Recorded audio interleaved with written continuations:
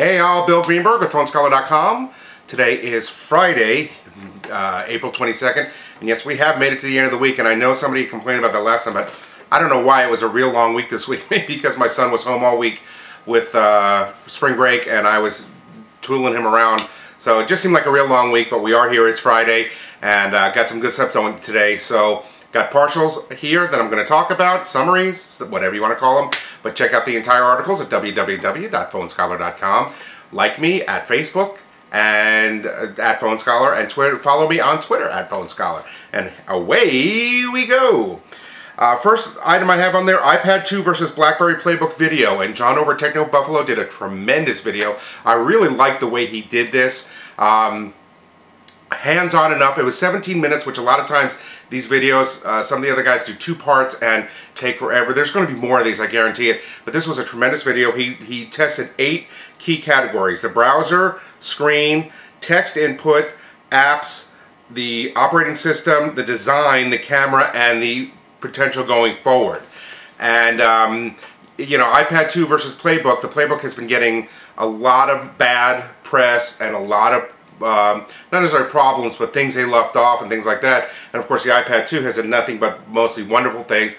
I think you're going to be a little surprised at the actual outcome. The Playbook holds its own a little bit better than you think. So check out the video, check out what John said. I think you really like it. Next, Samsung Droid Charge coming to Verizon Wireless on April 28th. Now when I was back at CES in January in Las Vegas, Verizon, I was privy enough to have an exclusive or a private session with Verizon in a small room because I was with the press and it was great. And they showed me the 4 main 4G LTE phones that they were going to be introducing. The HTC Thunderbolt, which came out last month. The LG Revolution, which is slated for pretty soon, maybe in the next couple of months. The Motorola Bionic, which at first, a few days ago, was said it wasn't going to be made. They were stopping production. And yesterday said, or the day before, it said it is coming out and it should be in the summer. And then at the time they had the Samsung 4G, no name, no anything. Well, they finally got a name for it. It's the Droid Charge. It's coming out on the 28th.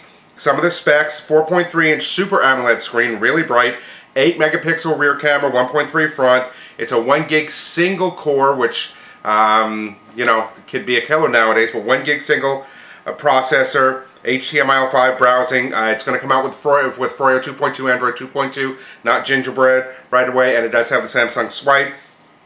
The entire press release with all the goodies and all the specs and everything is underneath the little blurb that I put in there, including there's a website for a game that you can go to actually win one of these. I put the link to the actual Charge website and to the Verizon Wireless website. $299.99 with 2-year contract and all the goodies.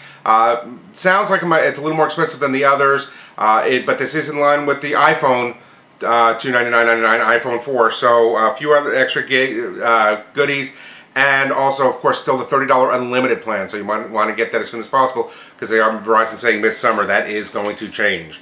Next, T-Mobile willing to knock off $100 off the G-Slate, and this is was an exclusive. The promo that you had to sign up for, and then of course somebody got wind of it, put it on the internet, and so T-Mobile has opened it up to everybody.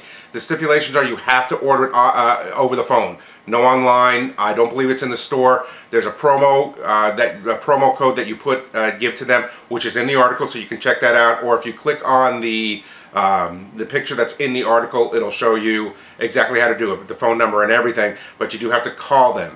There is also a 2-year mail-in rebate involved with this, and of course you do have to sign up on a 2-year contract, but hurry up because it's only good until April 27th. So $100 off the G-Slate, you can get it for as little as $430. Great deal. For those of you who've already got it, you can try to go back and get the discount, I don't know.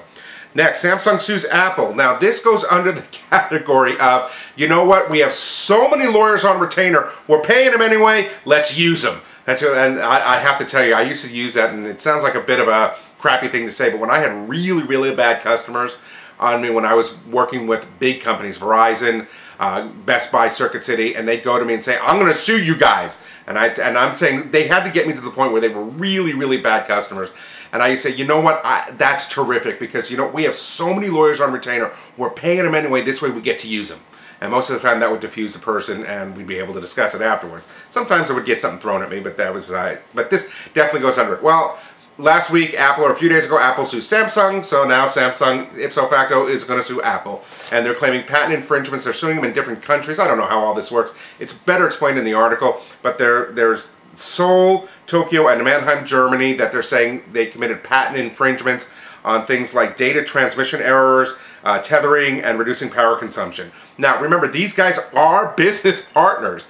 Apple buys a ton of chips and stuff from Samsung, and one of the speculations was the fact that maybe this is Apple trying to distance itself from Samsung to know anybody else, but they also said Samsung has probably the least expensive chips in the business, so they're not going to go anywhere else. So this is just comical to me. I thought I'd pass it on to you.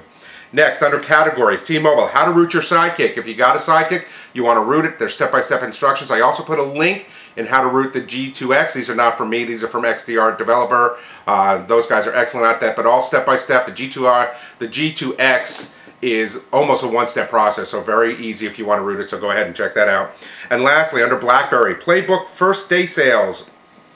Outdo Galaxy Tab and Zoom. And RBC Capital Markets checked it out. They said they may have sold as many as 50,000 tablets the first day on April 19th, and they're speculating 500,000 Playbooks by their first quarter by the end of May, which is pretty terrific number, honestly, especially with all the bad press and everything that the Playbook is getting. Now remember, this is going, why is this happening like this? Remember, there's still 50 to 60 million BlackBerry users out there, phone users, that would have no problem. I'm thinking about keeping my BlackBerry and also possibly getting an Android when they come out, or during the summer when everything comes out, and getting a Playbook to work with this, because it's a terrific product. I mean, again, if you go back to the Ipad2 versus Playbook video that John does, it is a fantastic product. It's just missing a few things like the direct email client, but even BlackBerry has said this summer they're going to send out an update with that, send out an update for accessing the Android market, things like that. And even Sprint has speculated, there's speculation that Sprint's going to have a 3G version on May 8th, and that a 4G version is going to be coming out real soon.